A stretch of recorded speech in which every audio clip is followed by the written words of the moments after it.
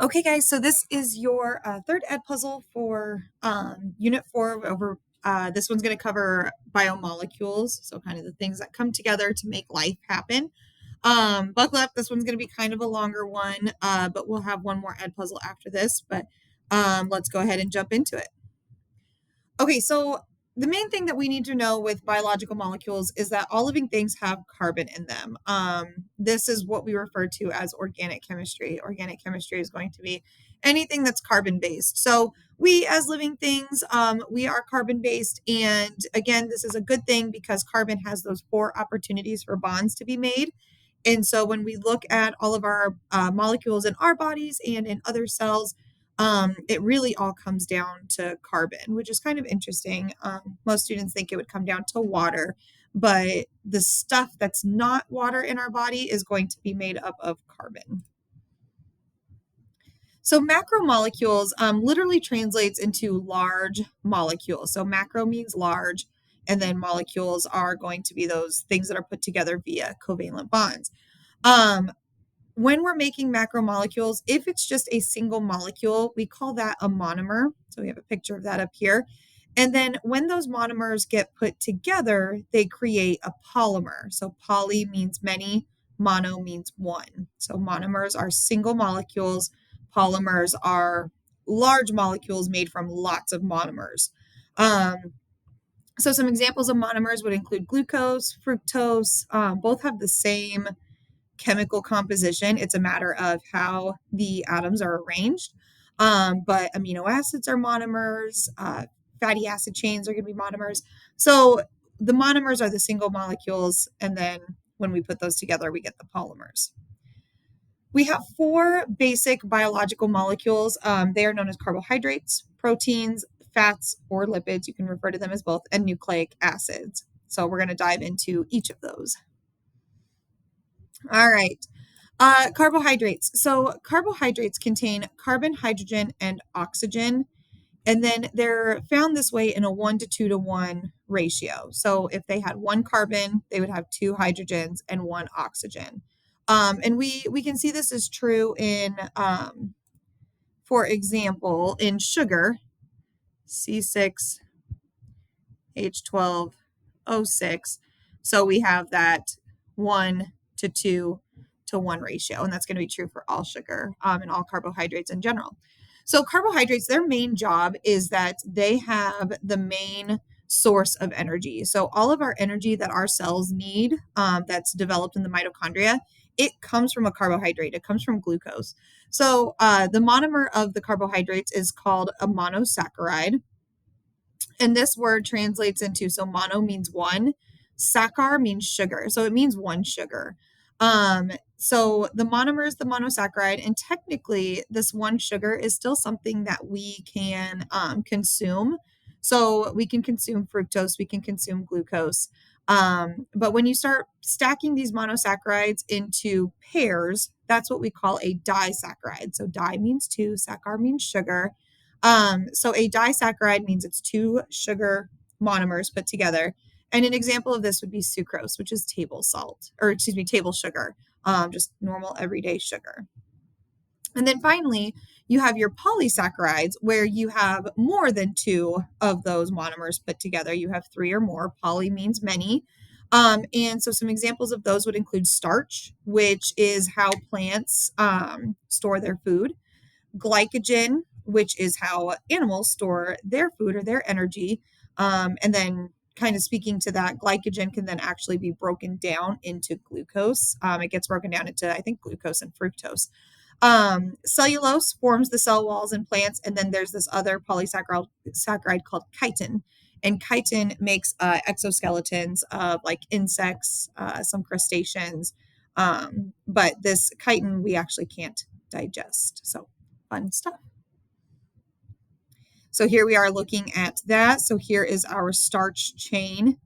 And then this is what those molecules would look like if we could break them down and look at them, at the chemistry of them. So if you wanted to go through and count all of these, you would see that it would be a 1 to 2 to 1 ratio in terms of carbon to hydrogen to oxygen, respectively. All right, lipids. Lipids are also known as fats. And lipids are going to be made up of mostly carbon and hydrogen with a little teeny tiny bit of oxygen. So, and we can see this here. So if we look at our lipid, so here's the lipid, the whole thing, excuse me, is the lipid. Up at the top, you have what's called glycerol, and then you have these fatty acid chains that kind of complete the lipid. Most of this is going to be carbon and hydrogen, but you can see that there's 3 little oxygens there as well. So mostly carbon and hydrogen, just a little bit of oxygen. Some examples of lipids include fats, oils, and waxes. And their job, they have a little bit more of well-roundedness in terms of the biomolecules. So their jobs include energy. So in like our bodies, we store fat. And then if the body is going through a time of starvation or a time where the nutrient needs aren't getting met, then the body can start to pull fat or lipids out of the tissue in order to make it so that they can basically take the fatty acid chains and rearrange them to make them into carbohydrates. So kind of interesting. Lipids are also involved in membranes. Remember the phospholipid bilayer. So lipids play a huge role in that. Insulation, keeping warm things warm and cool things cool, making sure that those temperatures don't fluctuate too much. They're also important in waterproofing, and they're important in hormones. So the monomers of the lipids are the glycerol and the fatty acid. So again, we can see here at the top is a glycerol. Here at the bottom is a fatty acid. When we put those together, that would make the polymer, which would be the lipid itself. These guys are actually nonpolar because of the symmetry that's happening and the kind of overall equal pull of these covalent bonds. These guys are nonpolar, and so that if they're nonpolar, they don't like water. The water and the lipids don't mix at all. Water cannot dissolve lipids. So this results in the repulsion of water, which is why like our skin gets oily, is because it helps keep our tissues waterproof so that you don't go swimming in the pool and then you bloat up because you're absorbing all of that water. A majority of the lipid in our blood is regulated by the liver. The blood will go into the liver, it will go through the filtration process, and then hopefully any excess lipids that the body does not need will then get taken out, and then uh, it will get taken out and then released with the wastes. Hopefully that's the case. If somebody's diet is too high in lipids, then the liver cannot function properly in terms of getting that stuff out. And so that's how you can have an excess of lipid buildup in the body. So there are 3 types of of lipids. We can also refer to these as fats. So saturated fats are typically solid at room temperature. With a saturated fat, what this means is that there is the maximum amount of hydrogen atoms in that particular polymer. There are no double bonds. So saturated means that they will not have any double bonds. And so what this means also is that the saturated fats or saturated lipids, they break down more easily because it's just one bond that needs to be broken. So saturated fats are frequently referred to as the healthy fats. Unsaturated fats, these guys are liquid at room temperature, so they're not as healthy for you. But they don't have any room for additional hydrogen atoms because they have double bonds. And so because they have those double bonds, it would take more energy to break those down. And so your unsaturated lipids, it takes more to break those down in the body. So if you have excessive unsaturated fats in your diet, they're going to stay lipidy. And so then they're going to store as fat. And then finally, you have triglycerides. Tri means 3, and then a glyceride is a fatty acid because of that glycerol and that fatty acid chain. So it literally translates to 3 fats. And so this is the actual fat. So once an unsaturated or a saturated fat gets put into the body, it can then get broken down into a triglyceride, and then it can get transported throughout the body in the blood, in our blood. So omega-3 fatty acids, these guys, you can take an omega-3 to get rid of triglycerides, which means that they cannot come back together to store fat somewhere else in the body. All right, a few more types of lipids. We have phospholipids. We've already talked a lot about phospholipids. We've talked about how they make up the cell membrane. When you have a phospholipid, you have that phospho head, and then you have the two fatty acid chains together. That's what those little wiggly things were. And then the phosphate group will attach to a glycerol backbone. So when we're looking at these, so here's our phosphate, and then here's our fatty acid chain. And then the phosphate groups would then be attached to each other by a glycerol. And you would have the other one. So fat's very important in maintaining the integrity of the phospholipids and then thus the cell membrane as a whole. Sterols, these are going to be lipids that have a ring structure to them. These guys are going to be, like, we know these as cholesterol. So you've got good cholesterol and bad cholesterol. HDLs are going to be our good cholesterol because you need the cholesterol to maintain, again, you need these pieces to be broken down and then put back together to make different types of lipids. But the HDL, these are good cholesterols, and then LDLs are bad cholesterols. The H stands for high and the low stands for, or the L stands for low. But the biggest difference between the sterols and everything else is that these guys have the carbons put together in a ring. Hormones are another type of sterol. They can be. Sometimes they're also a protein. It just kind of depends. But some hormones examples would be like testosterone. That is a lipid-based hormone. And then estradiol is another. That one's more related to like estrogen. And then finally, waxes. Waxes are another type of lipid. So here are some examples of triglycerides and fatty acids. So here's our triglyceride. It's called that because it has these three fatty acid chains connected to the glycerol here. Saturated, notice how there's no double bond. And then as soon as they get the double bond, they kink, but then it's harder to break that kink. So these guys, and the reason that they're liquid at room temperature is because the subsequent fatty acid chain can't fit in really nicely where you'd have the carbons like the saturated where all of the carbons can fit right underneath the other and then they compact together. Here would be like our phospholipids, and then notice how the steroid is, instead of being these long chains, it's actually in these rings of either 5 or 6. All right, proteins. These guys have a little bit different of a structure. Proteins are made up of carbon, hydrogen, and oxygen, just like lipids and carbohydrates were. But now we're going to add nitrogen into the mix as well. So the proteins are made up of carbon, hydrogen, oxygen, and nitrogen. You can remember CHON. Proteins are used for structure. They're also going to be used for movement. So in order for us to be able to move, we have to have proteins in our muscles. And they're also used for defense. This hard stuff that like your nails are made of, that your hair is made out of, that's all made out of protein. Proteins are also used for fighting diseases. They're also used for storage, signaling, again, hormones. So hormones can either be fat-based hormones or they can be protein-based hormones. The proteins, remember we talked about with cell membranes, this is the movement of molecules in and out of the cells. They can use those transport proteins to do that. They can use the active transport protein. They can use an aquaporin, which is the protein that allows for osmosis to happen.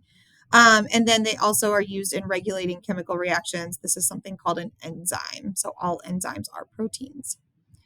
The monomer for a protein is called an amino acid. We have 20 different amino acids, and then how those amino acids come together, that is what makes up whatever it is that it's making. And we'll talk more about that when we get to protein synthesis. A peptide bond, this is the particular covalent bond that puts the amino acids together. It's called a peptide because of the way that the amino acids come together. So yeah, but it's just a type of covalent bond. But because it's called a peptide bond, when the amino acids, the polymer, when they come together, we can also call the polymer a polypeptide. So our amino acids, here's some examples of some examples of some of them. They all follow the basic fundamental structure where you have an amino group, a hydrogen, and a carboxyl group, which again, this is kind of a little bit more AP biology than it is early college biology, but they do follow this basic fundamental structure. And then this R group is like whatever else gets put on there to distinguish the different amino acids. So here we can look at alanine, So we have, again, the amino group, the hydrogen, and the carboxyl group. And then this one has a CH3 at the bottom of it. Whereas if you compare that to valine, they still have that same fundamental group, but then at the bottom, it has a chain of three CH3, or excuse me, yeah, three CH3s. Okay, the protein structure. So how amino acids become proteins, this is all based off of how the amino acids, once they form that polypeptide, how do they interact with each other? So there are 4 levels to it. So primary, which means 1, secondary, which means 2, tertiary, which means 3, and quaternary, which means 4. And the 4 levels it's all based on hydrogen bonds and how those hydrogen bonds are interacting within the molecule as a whole. So I can move that out of the way here. There we go. And so when we're looking at the primary structure just means it's a chain of amino acids. At this point, the protein is worthless. It cannot do its job as a primary structure. This would just be like, if you're making something, this would be like beads on a necklace. Can't really do anything with it. It's not actually doing any fundamental job. Once you have that primary structure put together and you have the amino acids kind of all chained, they're going to start interacting with each other with the hydrogen bonds. And when they do that, they're either going to make what's called a beta pleated sheath, which looks like kind of accordion folds, or it can make an alpha helix, which is like a spiral. But it's all based on how, if these were made of little beads, how are those beads interacting with each other and how strong are their hydrogen bonds? Then the next thing that happens is you would essentially have 2 or more different chains of amino acids that have gone into that secondary structure. And then those 2 secondary structures start interacting with each other. So when they do that, we call it tertiary. Again, it's all about hydrogen bonding and how they're interacting. But still at this point, the protein is not functioning the way it should. The protein is not considered functional until it gets to the quaternary structure. And so the quaternary structure, it's basically made of a bunch of amino acid chains all put together. And they do so, and they make a very specific shape. And that shape is going to be what determines how the cell uses that protein. So at this point in time in the quaternary structure, now it is considered a full-fledged protein. Okay. So gluten, when we talk about like proteins, gluten is a protein, and it's a protein found in wheat. So people who are gluten-free or they have celiac disease, they don't have the capability of breaking down these chains. They're missing some sort of component to be able to break these chains down. And so as a result, the body doesn't like not being able to break stuff down. And so that's what can cause the digestive issues within. So gluten is a protein found in wheat. And some people can't break it down, just in the same way that lactose is a type of protein found in milk, or excuse me, lactose is a sugar found in milk, and some people can't break it down, and so they get yucky tummies. All right, nucleic acids, these are going to be made up of carbon, hydrogen, and oxygen, just as the last 3 have. They also have nitrogen, just like protein had, but now we're going to add a last component, which is phosphorus. So if you're kind of keeping tabs, carbohydrates and lipids are made up of CHO and CHO. And then proteins are made up of CHON, and nucleic acids are made up of CHONP. Okay. So nucleic acids, their job, this is DNA and RNA. So nucleic acids, their job is to store and transmit hereditary information. The monomers for nucleic acids, we call those nucleotides. And the nucleotides, again, they all kind of follow the same basic principle. They have a sugar, they have a phosphate, and they have what's called a nitrogenous base. So when we put those 3 things together, we get a nucleotide.